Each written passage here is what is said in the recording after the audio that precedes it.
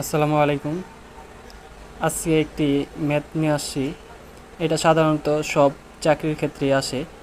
বিমান বাহিনী, নৌবাহিনী এবং সেনাবাহিনী সকল চাকরির ক্ষেত্রেই আর কি এই ম্যাথগুলো আসে।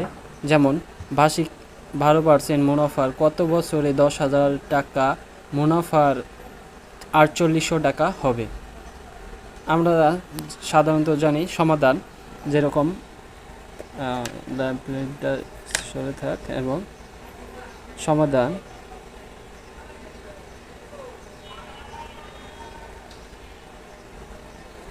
আমরা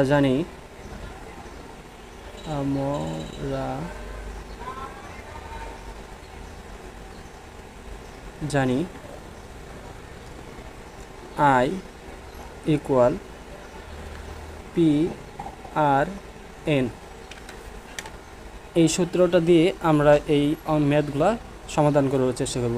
এবং I এবং PRN এর মানে কি, যেমন আমরা জানি এটা হচ্ছে P এবং আইটা লিখে I হচ্ছে সুদ,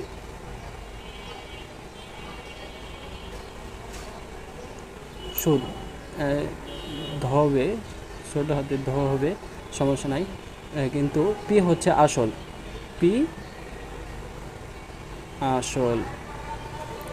এবং তারপরে আছে আর হচ্ছে সুদের হার,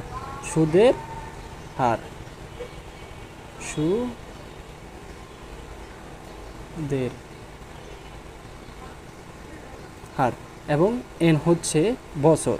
এন মানে বছর, কত বছর হবে এটা জানি না, কিন্তু বছর, এটা বছরে। এখন আমরা সমাধান করি। আয় হচ্ছে মুনাফা হচ্ছে এখন আমাদের 10,000 এবং আছে কত 4800, এবং এখন আমরা নিব 4800। ইংলিশে করি, সমস্যা নাই, তোমরা বুঝে নিও আর কি। 4800 সমান পি এর মান হচ্ছে আমাদের কত 10,000